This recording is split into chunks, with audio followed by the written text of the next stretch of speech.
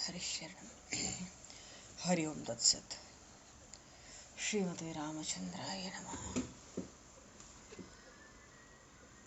नमः परमहंसाय स्वादितचरणकमलचिन्मकरन्दाय भक्तजनमानसनिवासाय श्रीरामचन्द्राय नमः। वंशीविभूषितकरान्नवनीरदाभात् पीताम्बराधरुणबिम्बफलाधरोष्ठात् पूर्णेन्दुसुन्दरमुखादरविन्दनेत्रात् कृष्णात् परं किमपि तत्त्वमहं न जाने। वसुदेवसुतं देवं कंसचारूढमर्दनं देवकी परमानन्दं कृष्णं वन्दे जगद्गुरुं। गङ्गातरङ्गरमणीय जटाकलापं गौरीनिरन्तरविभूषत वामभागं नारायणप्रियं अनङ्गमदापहारं वाराणसीपुरपतं भज विश्वनाथं। प्रह्लादनारदपराशरपुण्डरीक व्यासि अम्बरीशशुकशौनकभीष्मदालभ्यान् रुक्माङ्गद अर्जुन वसिष्ठविभीषणादीन् एतानहं परं भागवतान् नमाम्यहम्। भक्त भक्ति भगवंत गुरु चतुर्नाम वपुए तिनके पद वंदन किए नाशहि विघ्न अनेक। बन्नहु गुरुपद गंज कृपा सिंधु नररूप हर महामोह तम पुंज जासु वचन रवि कर।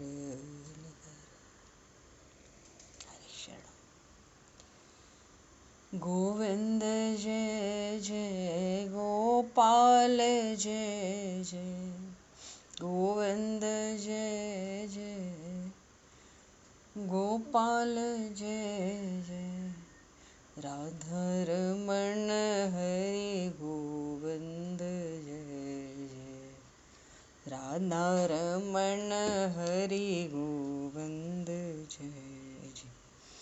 श्री राम जय जय ऋषिकेश जय जय श्री राम जय जय ऋषिकेश जय सीतारमण राम रघुनाथ जय जय सीतारमण राम रघुनाथ जय जय।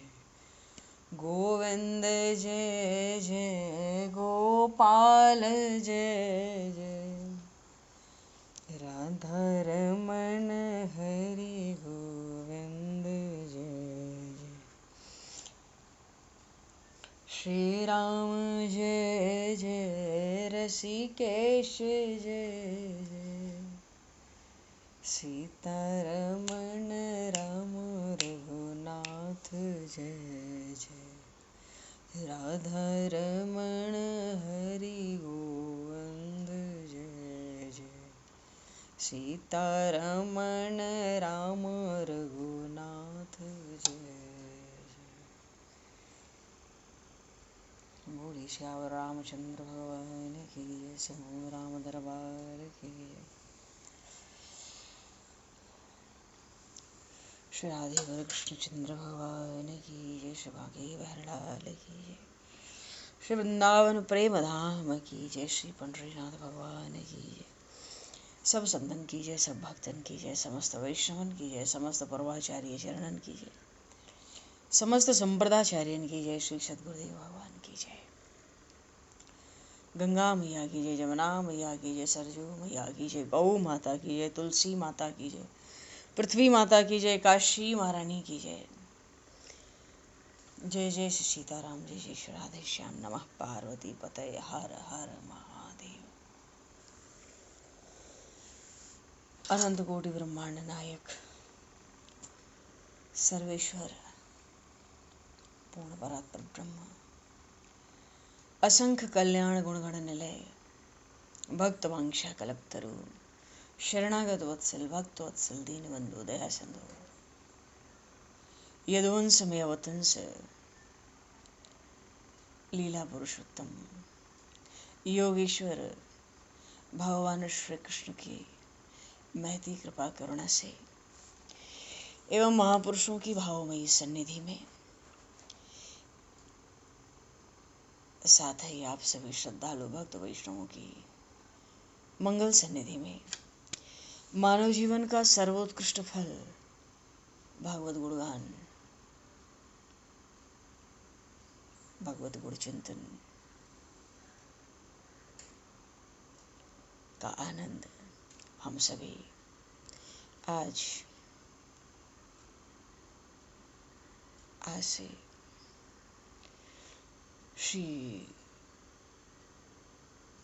श्रीमद् भगवद गीता के चिंतन के माध्यम से प्राप्त करने जा रहे हैं। सर्वप्रथम आप सभी भक्तजनों के श्री चरणों में भगवद भाव से सादर वंदन, सादर नमन। आप सभी को यथा योग्य जय श्री राम, जय जय श्री राधे, हरि शरणम, जय श्री जय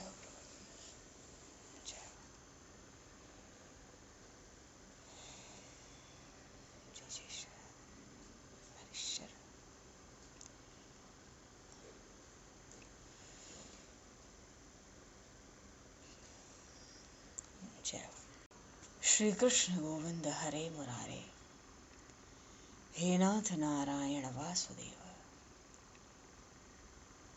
जिह्वे पिब स्वामृतमित देव, गोविंद दामोदर माधवेति।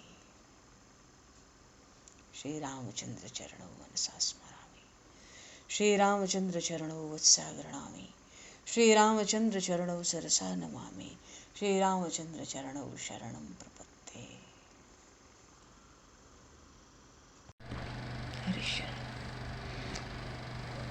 पूर्व प्रसंग में सर्वप्रथम आज वैशाख मास का शुक्ल पक्ष और मोहिनी एकादशी का परम पावन पर्व है। सभी भगवत प्रेमी जनों को इस मोहिनी एकादशी की बहुत बहुत बधाई और शुभकामनाएं।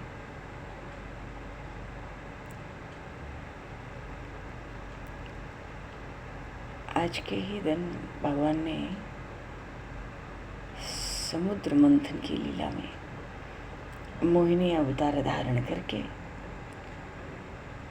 देवताओं को तो पिलाया अमृत और दैत्यों को मिली मदिरा।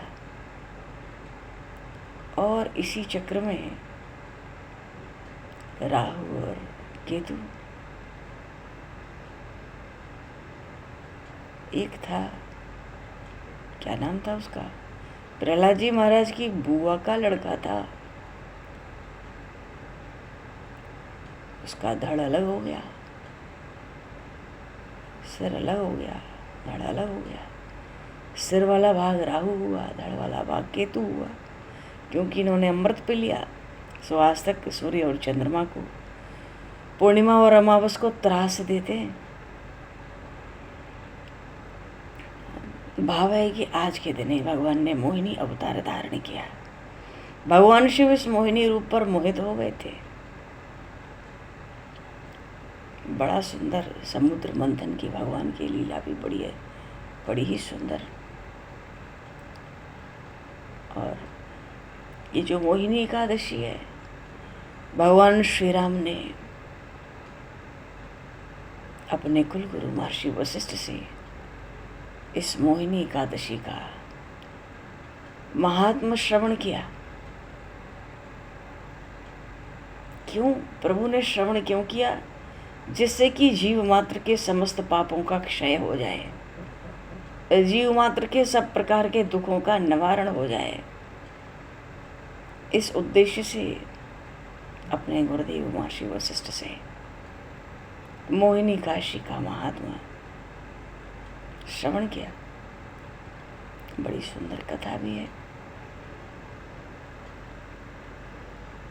और थोड़ा भागवत जी का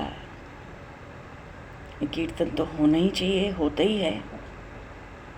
पर अभी थोड़ा सा हम लोग श्रीमद् भगवद गीता जी की ओर चले, रात्रि जागरण में थोड़ा देखेंगे।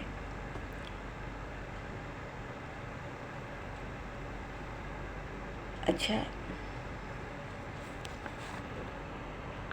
इतने हमारे आर्ष ग्रंथों का निर्माण हुआ, सनातन वैदिक धर्म में इतना विशाल साहित्य है, इतना विशाल, पर उद्देश्य तो एक ही है। अब वो वेद शास्त्र उपनिषद दर्शन हो या गीता रामायण भागवत हो, उद्देश्य एक ही है। जीव जन्म मरण के चक्र से छूट के सहज ही परमात्म पद को प्राप्त कर ले।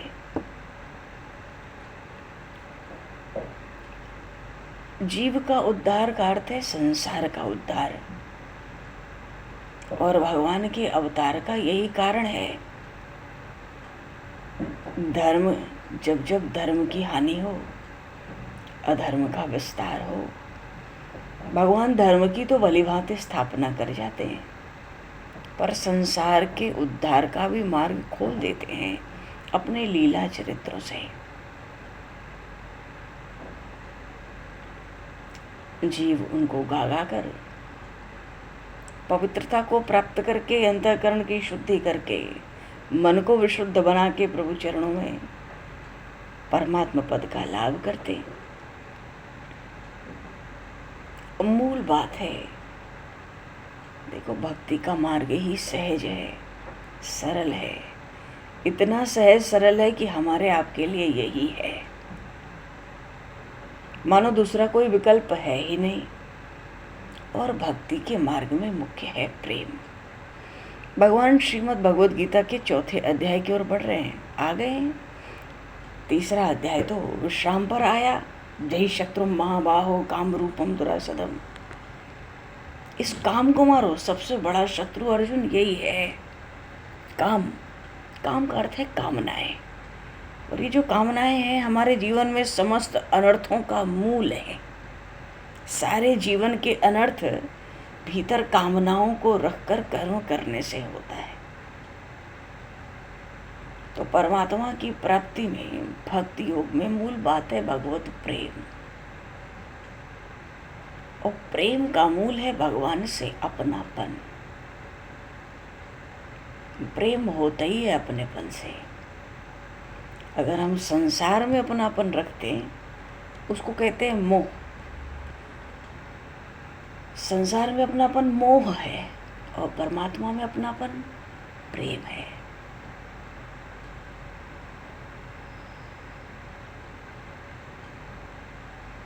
और ये प्रेम भी स्वतः है, महापुरुष कहते हैं, क्योंकि भगवान अपने हैं, हम भगवान के ही हैं।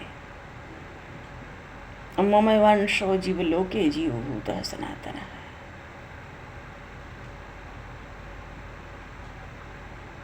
कोई बच्चा घबराए, माँ गोद में क्यों नहीं लेती,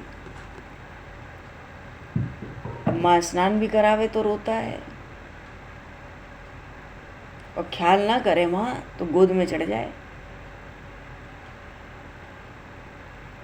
ऐसी भगवान के लिए जब तक व्याकुलता नहीं होती, कोई बात न सुनावे, नींद ना आवे, केवल भगवान का प्रेम, भगवान का स्नेह, भगवान का अपनापन, हमारा भगवान में प्रेम हो जाए, भगवान का मुझ में प्रेम हो जाए, भगवान के सिवा और कोई बात याद आवे नहीं, और कहीं मन लगे नहीं। इसमें एक मुख्य कारण ये भी है, भगवान से ही प्रार्थना।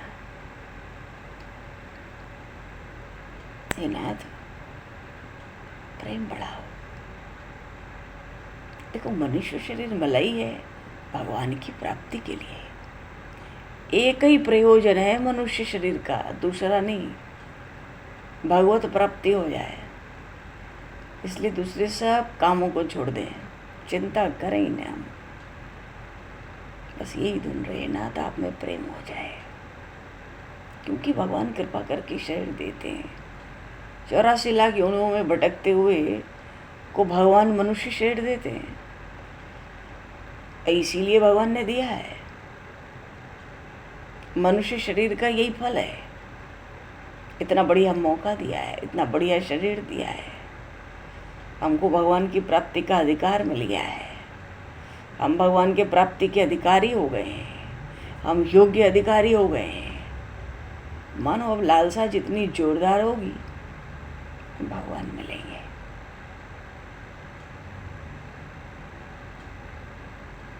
तो हृदय में भाव हो ना कि भगवान प्रेम हो जाए आप में, आप प्राप्त हो जाए। ऐसा प्रेम, ऐसी भक्ति, ऐसा दर्शन। माँ तो एक जन्म की होती है, उसको भी पुकारने से वो आती है, और वो तो सदा से ही भगवान का वात्सल्य यदि देखना हो तो माँ के ही कोमल हृदय में देखा जा सकता है। गीता जी में आया ना आगे, माता धातो पितामह पितासी लोकस्य चराचरः। श्रुतियों में भी पहले मातृदेवो भाव आया, पीछे पितृदेवो भाव आया।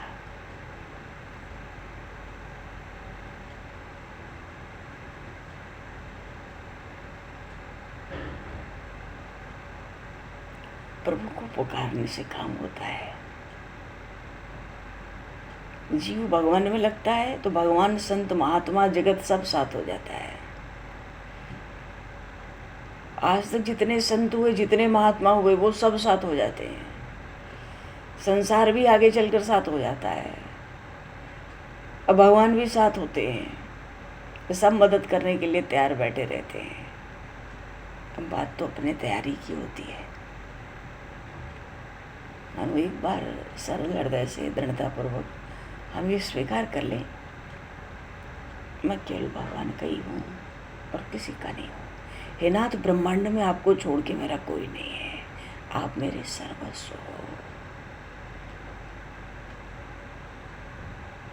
अच्छा, शरीर हो चाहे संसार हो, कभी तो किसी के साथ नहीं रहा, कभी किसी के साथ रहते ही नहीं,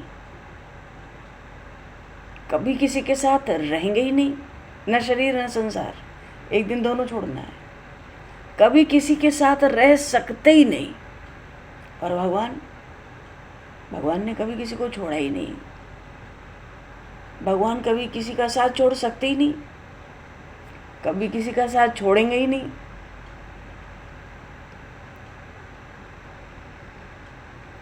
क्योंकि वो तो आत्म तत्व है। जैसे आकाश हर जगह व्याप्त है, ऐसे करोड़ों करोड़ों आकाश भगवान की व्याप्तता में समा जाते हैं। क्योंकि गीता जी तो कहती है वासुदेव सर्वम। यहाँ तो कह लो योग दर्शन का भी अंत हो गया, दूसरी सत्ता ही नहीं है। मन का निरोध भी किस लिए करना है? इस वासुदेव सर्वम में कण कण भगवान ही है। सब दर्शन हो चाहे सब शास्त्र हो, सबका अंत हो गया।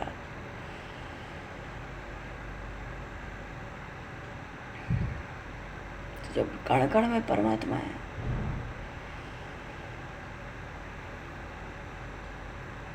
तभी तो आत्मसुख। गीता जी में भगवान ने बताया अर्जुन जी को सांख्य योग, तो शरीर नहीं है, आत्मा है।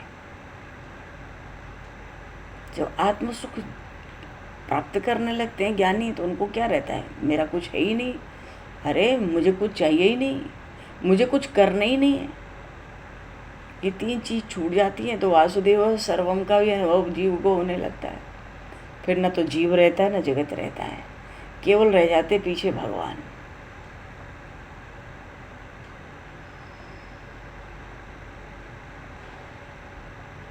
ज्ञानियों की बात प्रभु करते हैं ना अर्जुन जी से, तो वो बार बार पूछते हैं, क्योंकि अभी युद्ध में मन नहीं है। एक बार तो भगवान ने अर्जुन जी से कहा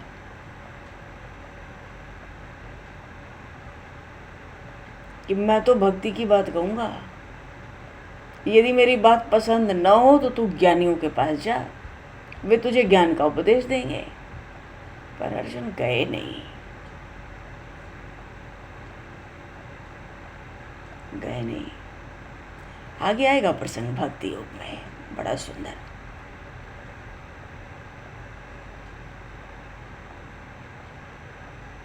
ईश्वर अंश जीव अविनाशी, चेतन अमल सहज सुख राशि। भगवान ने बड़ा दुर्लभ अवसर जीव को दिया है, बहुत विलक्षण बड़ी विचित्र कृपा करके भी साथ में दी है, बहुत विचित्र बड़ी अलौकिक सामग्री भी दे रखी है। तो जितनी महिमा गाएं कम है।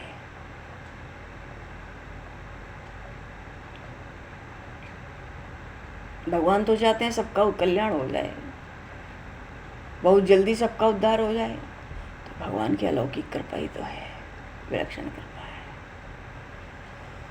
अगर ऐसा अवसर पाकर ऐसा जो अपना उद्धार नहीं करता वो तो निंदा का पात्र होगा, आत्महत्यारा होगा, उसकी दुर्गति होगी। अच्छा, एक एक बैठ के एक एक जीव सोचे, हम सोचें तो हमें लगेगा कि हम पे तो इतनी कृपा है प्रभु की, इतनी तो किसी पे हर एक पे होती नहीं। भगवान जीव पे कृपा ही ऐसी करते हैं। तो प्रसंग है कि चौथा अध्याय बड़ा सुंदर है, सब एक से एक है। नाम तो है कर्म संन्यास योग, नाम से तो लगता है न जाने क्या होगा इसमें, वजन होगा, लेकिन बहुत सुंदर है, क्योंकि ज्ञान ही प्रभु दे रहे हैं, भक्ति ही प्रभु दे रहे हैं। और इस चौथे अध्याय में तो भगवान तत्व दे रहे हैं, आनंद में भर के दे रहे हैं। दूसरा अध्याय वाणी प्रकट हुई तो सांख्य योग से, तीसरे में भगवान ने निष्काम कर्मयोग बताया स्वधर्म पालन के रूप में, तो कर्मयोग की बात कही है। और विलक्षणता नहीं है, पहले सांख्य योग कहा, फिर कर्मयोग कहा, और अब कर्म संन्यास योग कहना चाहते हैं। ज्ञान कर्म संन्यास योग है ये चौथा अध्याय।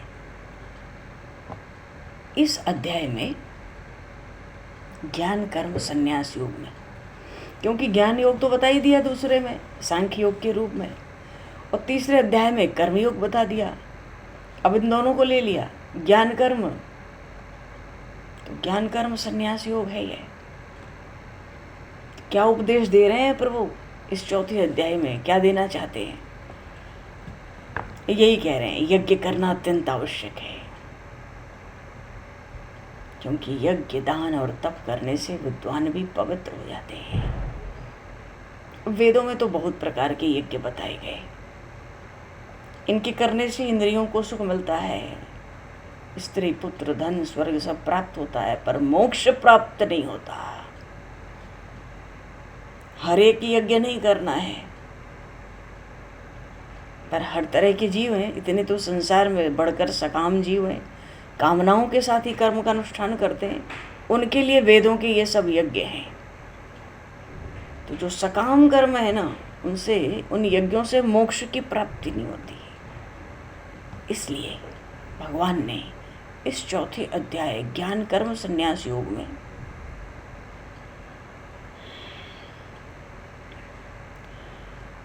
अनेक प्रकार के ऐसे यज्ञ बताए जिनको आसक्ति छोड़कर करने से मोक्ष प्राप्त होता है, परमात्मा की प्राप्ति होती है।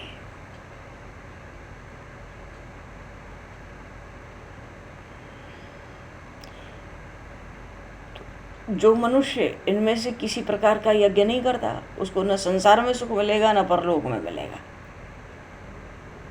और इन सब यज्ञों में भगवान ने सबसे बड़ा यज्ञ कौन सा बताया? ज्ञान यज्ञ बताया है। ज्ञान यज्ञ को सबसे उत्तम बतलाया है। तो ज्ञान की महिमा, नाम ही है ज्ञान कर्म संन्यास योग। इस अध्याय में ज्ञान की महिमा, उस ज्ञान को प्राप्त करने का उपाय, और उस ज्ञान को प्राप्त करके उसका फल भी बताया। और क्या बताया?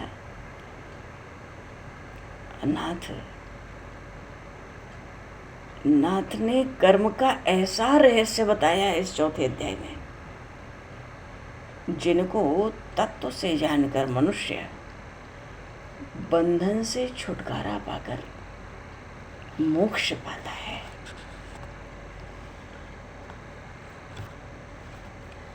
ऐसा बंधन से छुटकारा पाकर मोक्ष पा जाता है।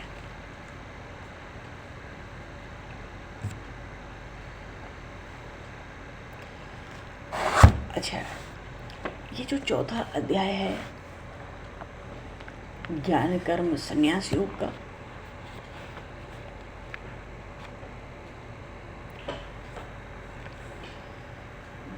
इसके आरंभ का अर्थ ही मालूम पड़ता है कि बड़ा सुंदर समय आरंभ हुआ।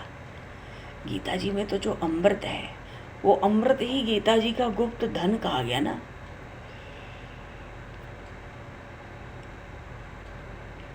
जगदीश्वर भगवान श्री कृष्ण इसके वक्ता है और श्रोता भी भक्त शिरोमणि महात्मा अर्जुन है। तो गीता जी का ये जो कथा प्रसंग है बड़ा आनंद देने वाला है। अमृत की गंगा की तरह चौथे अध्याय में प्रभु ने उपदेश दिया है। कोई कोई महापुरुष तो यहाँ तक कह गए तुम्हारे सब जब तप का फल हुआ जो तुम गीता के चौथे अध्याय का कथन श्रवण कीर्तन करो। ऐसी वाणी प्रभु ने प्रकट भी की है।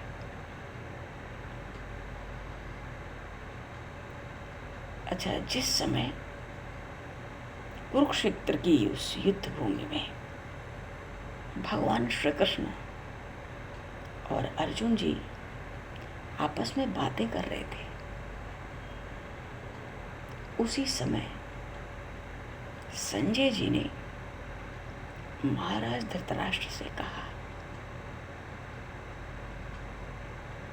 क्या कह रहे थे संजय जी? कहते थे ये अर्जुन सचमुच दैवीय संपत्ति से संपन्न है। क्यों? क्योंकि साक्षात श्री नारायण ही उसके साथ अत्यंत प्रेम से वार्तालाप कर रहे। उन परमात्मा श्री कृष्ण ने अपने पिता वसुदेव, अपनी माता देवकी, अपने बड़े भाई बलराम जी को भी इतने गूढ़, इतने गहन रहस्यपूर्ण तत्व कभी नहीं बताए। उसी तत्व को आज उन्होंने अर्जुन को बतलाया। अब कहाँ तो ये देवी लक्ष्मी जिन श्री कृष्ण के अत्यंत निकटवर्ती हैं, निरंतर ही अतिशय सामीप्य में रहती हैं, फिर भी उनको वो प्रेम सुख नहीं मिला जो अर्जुन को मिला। तो वही श्री कृष्ण, वही श्री कृष्ण के प्रेम का सच्चा तत्व आज अर्जुन को मिल रहा है, मिला हुआ है। संजय जी कह रहे थे महाराज धृतराष्ट्र से, अरे महाराज क्या कहूँ, सनकादिकों को ये बहुत बड़ी आशा थी कि ईश्वरीय प्रेम पूरी तरह से हम लोग को मिलेगा, पर अर्जुन की तुलना में उनकी भी आशा पर पानी फिर गया।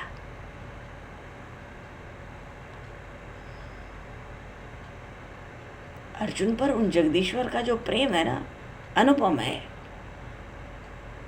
तो इस अर्जुन के भी पुण्य के प्रताप, क्या पुण्य का प्रताप है इसके प्रीति के लिए ही तो उन विदेही भगवान ने देह धारण किया।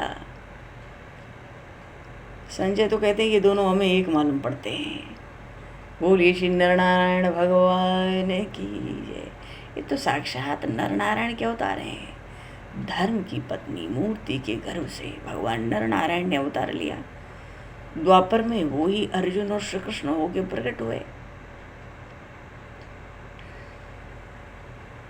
अच्छा, ये श्री कृष्ण कौन है?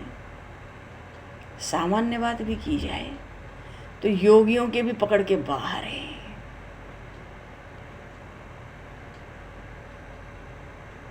भगवान तो योगियों की पकड़ के बाहर है और वेदार्थ की समझ से भी परे।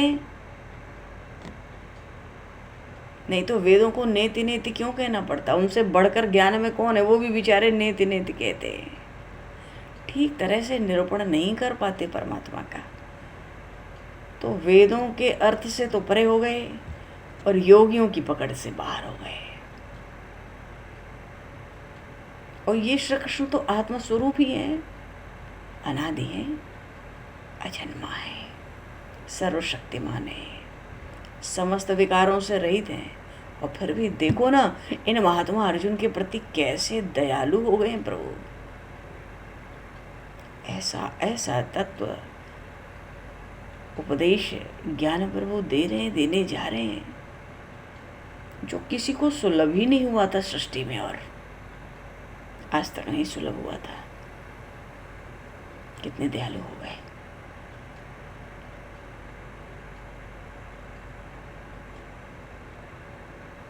इन भगवान श्री कृष्ण का ये जो त्रिभुवन है, त्रिलोक, ये त्रिलोक त्रिभुवन इन्हीं का तो वस्त्र है।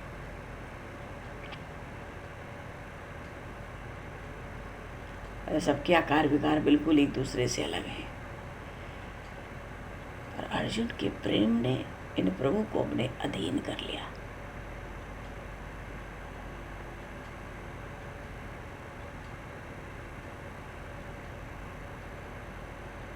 तीसरा अध्याय जब समाप्त हुआ, भगवान अपनी बात कह के थोड़ी देर चुप पड़ गए थे। प्रभु बोले नहीं थे, क्योंकि आखिरी में तो प्रसंग था ना, जय शत्रु महाबाहो काम रूपम दुरासदम।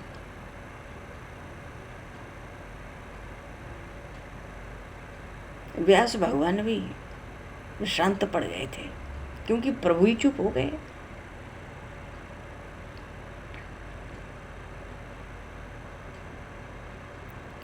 अर्जुन कोई और प्रश्न करते, चौथे अध्याय में पहले प्रभु ही बोलना आरंभ किए।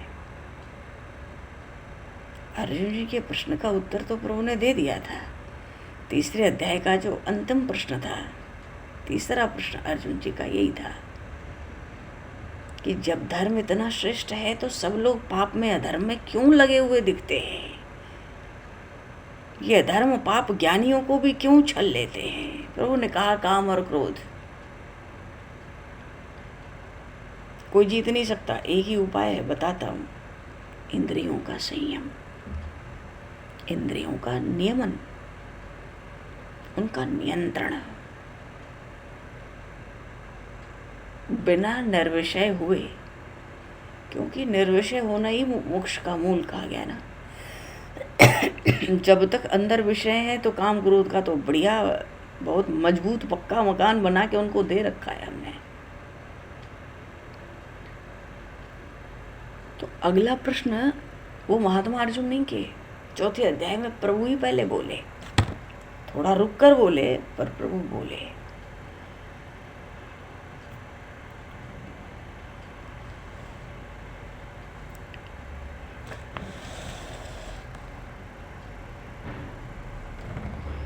प्रभु क्या कह रहे हैं?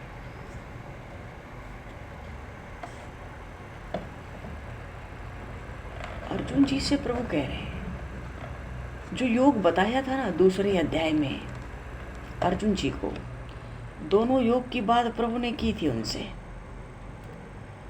एक तो सांख्य योग की और फिर निष्काम कर्म योग की। सांख्य योग इसलिए कहा क्योंकि अर्जुन कहते थे ये मेरे नातेदार, रिश्तेदार, स्वजन संबंधी, इनको नहीं मारूंगा। तो वहाँ देह बुद्धि थी ना, देह दृष्टि थी, अपने पर भी देह दृष्टि थी कि मैं नहीं मारूंगा, और इनको नहीं मारूंगा तो भी तो देह ही दिख रहे थे उस कुरुक्षेत्र में। उस देह बुद्धि को नष्ट करने के लिए भगवान ने सांख्य योग कहा था।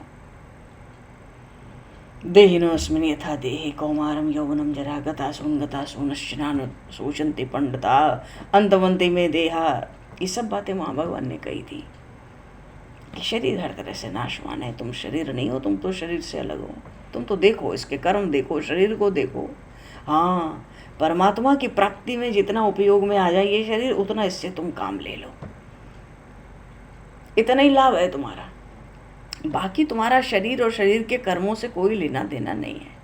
तो एक तो सांख्य योग का ये बात कही, दूसरी समत्व योग भी कही थी। समत्वम योग उच्यते, जब कहा था कर्मण्येवाधिकारस्ते मा फलेषु कदाचन, मन में समता नहीं रहेगी तो कर्मों के फल की आसक्ति हमारे भीतर बनी रहेगी,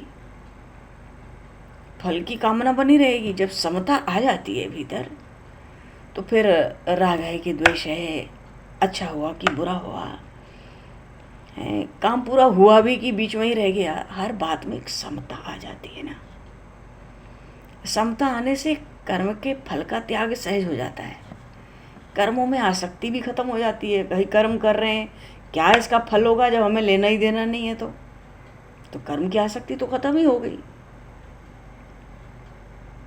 सहज कर्म होने लगते हैं। प्रभु ने तीसरे अध्याय में कहा वो सहज कर्म स्वधर्म के रूप में होंगे, वेदोक्त होंगे, शास्त्रोक्त होंगे, मनमाने नहीं होंगे। अपने धर्म का निर्माण तुम नहीं करोगे, तुम अपने कर्तव्यों का निश्चय तुम नहीं करोगे, वेद करेंगे, वेद मेरी वाणी है। तो वेद कर्मों को करना है स्वधर्म में। तो चौथे अध्याय में अर्जुन जी के प्रश्न का उत्तर देके तीसरे अध्याय पे प्रभु थोड़ी देर चुप रहे। अर्जुन बोलते उससे पहले प्रभु बोले और प्रभु फिर से योग पर आए। तो 2 योग बताए थे, सांख्य योग जिसमें ज्ञान प्रदान था, शरीर तुम नहीं हो, ये तो आत्म तत्व है। नैनम छिद्दन्ति शास्त्राणि नैनम दधति पावक न चैनम क्लीदन्ति आपो न शोष्यति मारुतः। ये सब बातें वहाँ भगवान ने कही थी। वासांसि जीर्णानि यथा विहाय नवानि गृह्णाति न रोपणानि। ये सब सांख्य योग की ही बात थी। यहाँ प्रभु कह रहे हैं, वाणी आरंभ की प्रभु ने कि मैंने जो तुमको योग बताया ना, ये योग बड़ा उत्तम है अर्जुन। ये बात तो तभी प्रभु ने कही होगी ना कि जब प्रभु चाहते होंगे कि फिर से योग पर आए, फिर से योग की ही चर्चा हो। ये काम क्रोध की चर्चा हमें क्या करनी है, हमने तो पहले कह दिया सकामता रखनी नहीं है। तुम सकामता नहीं रखोगे, कामना के कर्म का फल नहीं चाहोगे, कर्म में आसक्ति नहीं चाहोगे, तो सकामता नहीं रहेगी। सकामता नहीं रहेगी तो विषय की कामना नहीं रहेगी, विषय की कामना नहीं रहेगी तो काम क्रोध कहाँ आया। प्रभु देखते हैं युद्ध की भूमि है, समय बहुत कम है और युद्ध करने का मन तो है नहीं, ये तरह तरह के प्रश्न करेगा। प्रभु सहज आरंभ हो गए, वाणी आरंभ की। अर्जुन जी से प्रभु कहने लगे कि ये जो योग मैंने तुझे बताया अर्जुन, ये योग आज का थोड़ा ही है कि मैं तुझे आज कोई ज्ञान की बात बता रहा हूं। ये योग तो बड़ा पुरातन है, इसकी परंपरा बड़ी पुरातन है।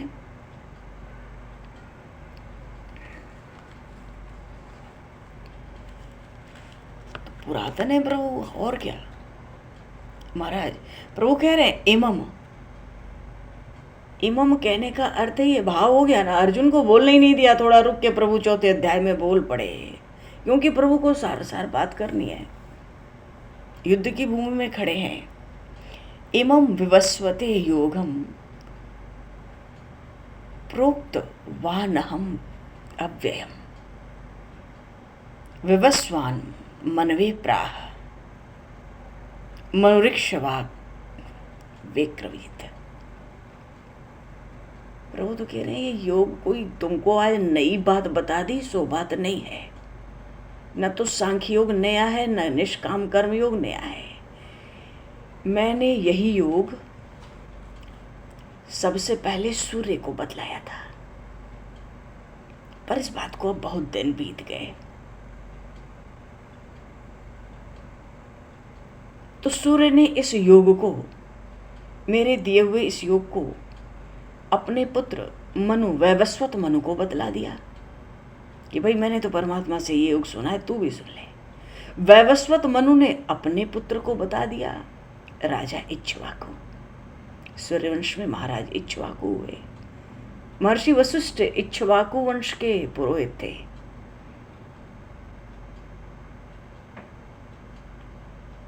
मिथिला में जो वंश परंपरा थी उसके पुरोहित नहीं थे। वहां तो पीछे शतानंद जी हुए, महाराज निमि जब थे, निमि वंश ही चला, तो ये सूर्य वंश ही 2 भाग में बट गया था किसी कारणवश। तो पीछे महर्षि वशिष्ठ ने कह दिया ब्रह्मा जी से, मैं पूरे सूर्य वंश की पुरोहिताई नहीं करूंगा, मैं तो इक्ष्वाकु वंश की करूंगा बस। ये वही राजा इक्ष्वाकु हैं सूर्यवंश के।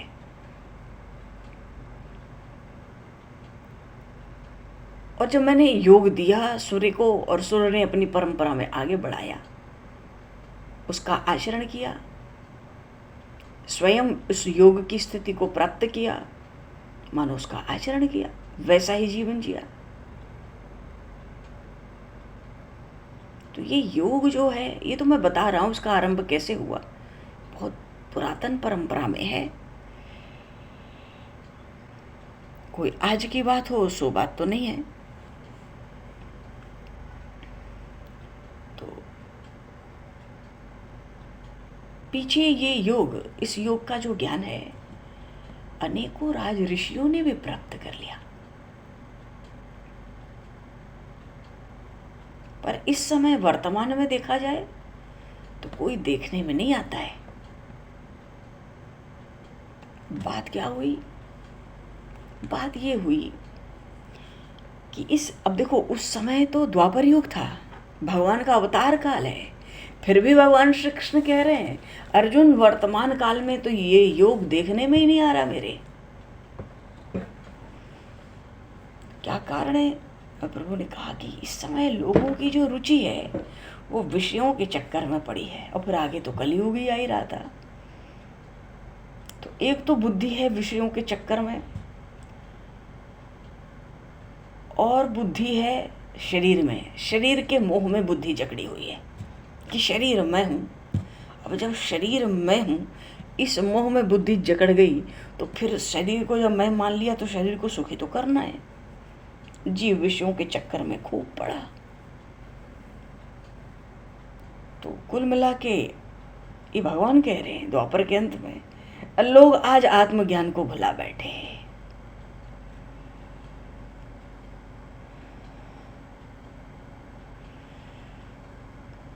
तो आत्मज्ञान की भावना जिस बुद्धि में स्वीकार करनी चाहिए थी, आज तो लोग विषय सुख को ही श्रेष्ठ मानने लगे, और देह का संसार और देह, ये जो प्रपंच संसार दिख रहा है, परिवार दिख रहा है, ये तो प्राण के समान प्यारा हो गया।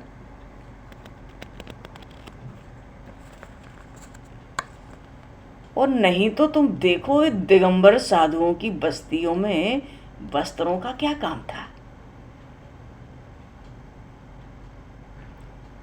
ये तो ऐसी बात है ना कि अब जन्म से ही कोई अंधा मनुष्य हो, उस सूर्य की क्या महिमा बताएगा।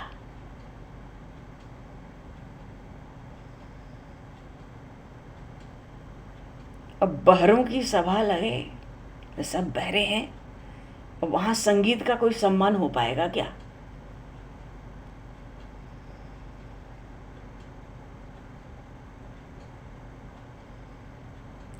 सियार जो होता है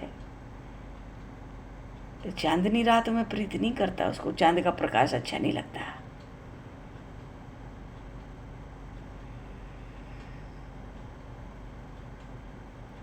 कौवा होता है, चंद्रमा उदित होता है ना, चंद्रमा निकला, कौवा अंधा हो जाता है, तो कभी पहचान सकता है कि ये चंद्रमा है? अरे चंद्रमा आया नहीं कि उसके पहले तो अंधा हो गया वो, उसके आभास मात्र से।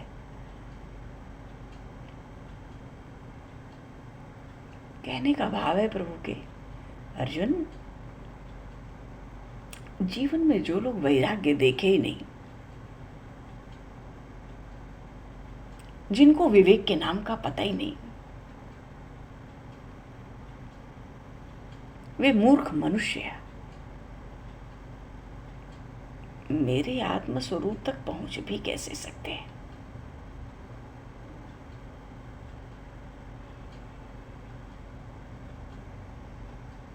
पता नहीं ये मोह इतना कैसे फैल गया। इस मोह के कारण तो सबके जीवन का अधिकतर समय व्यर्थ ही व्यतीत हो जा रहा है। आज तो ये समय ऐसा हो गया, संसार इस समय में मुझे ऐसा दिख रहा है, इसमें कर्म योग का नाश हो गया है।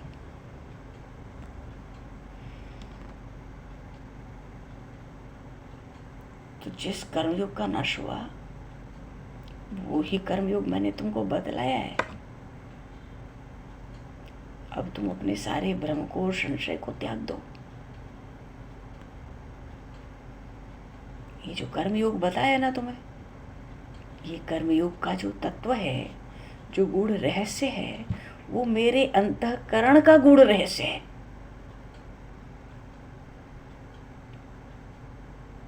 परंतु मैंने उसको भी तुमसे छिपाया नहीं। क्यों? तुम मुझे अत्यंत प्रिय हो।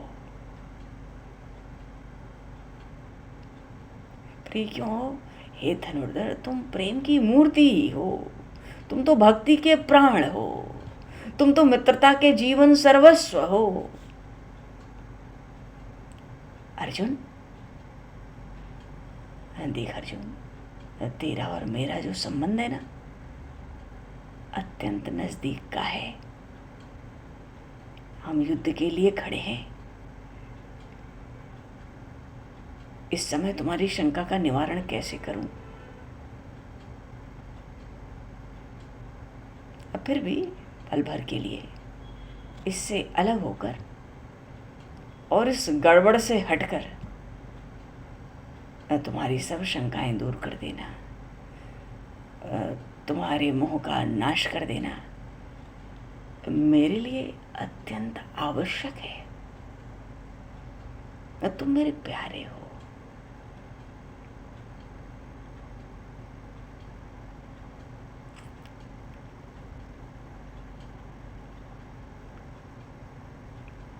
प्रभु ने अपनी वाणी को विराम दिया। तो जब ये कह दिया कि तुम्हारी सब शंका दूर होगी, मोह का नाश होगा, मेरे लिए भी जरूरी है, तो अर्जुन जी तो प्रश्न करने को बैठे ही हैं। पूरा मौका दे दिया प्रभु ने। सबसे पहले बोले तो क्या बोले? अपरम भवतो जन्म परम जन्म विवस्वता है।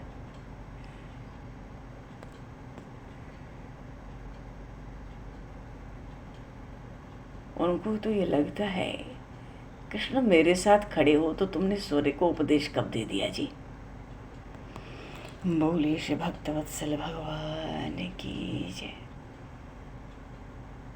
थोड़ी भूमिका तो चाहिए ही इनके प्रश्न के लिए भी।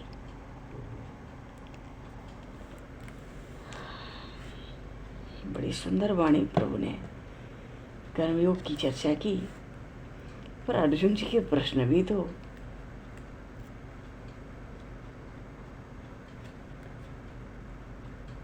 अब ये तो पूछ रहे हैं, पूछना चाहते हैं। पहली बात यही कह रहे हैं, तुम तो मेरे साथ हो, तुमने सूर्य को कब उपदेश दे दिया? तो प्रभु भी सुन लेते हैं अच्छे से। अभी बहुत सी बातें इसमें बनाएंगे इस प्रश्न में अपने महात्मा अर्जुन, पर अभी तो आज प्रभु की वाणी, आगे का प्रसंग हर इच्छा से आगे समय को, क्योंकि देखो जागरण में भी आना है, वहाँ एकादशी भागवत सब कर लेंगे हम लोग, कुछ जो भी प्रभु कथा सत्संग करेंगे कराएंगे। अभी तो समय हो ही गया, प्रसंग भी नया है आगे। अर्जुन जी का प्रश्न, फिर प्रभु करेंगे समाधान। अर्जुन जी कोई प्रश्न करते, चौथे अध्याय में प्रभु ने पहले ही इतनी भूमिका तो पहले ही बांध दी, मानो इतनी भूमिका बांधी कि अब तुम प्रश्न करो, क्योंकि तुम तो करोगे ही। चलो जी, बोलिए श्री भक्तवत्सल भगवान की जय। श्री भक्त राजा अर्जुन जी महाराज की जय। श्रीमद् भगवद गीता जी की जय। दो पल नाम बोलकर वाणी को विराम देंगे। गोविंद जय जय, गोपाल जय। बोलो जी। गोविंद जय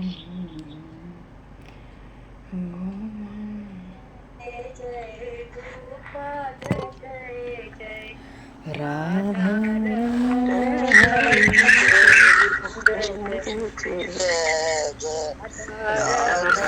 रमण हरि गोविंद जय जय श्री राम जय जय रसिकेश जय जय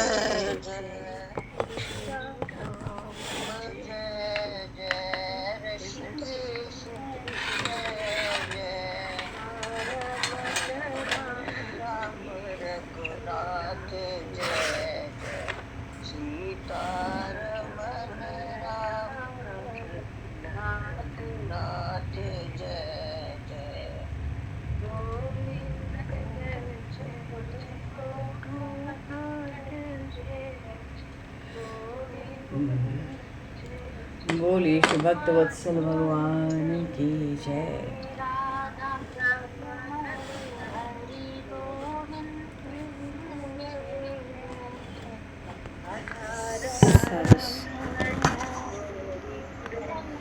जय हो जय हो जय हो। बोलिए श्री भक्त वत्सल भगवान की जय। श्रीमद् भगवद गीता जी की जय हो। भगवान समय को दशरथ करते हुए यहीं पर वाणी को विराम दिया जाए। वाक्य पुष्पांजलि प्रभु जी के श्री चरणों में सादर समर्पित। आप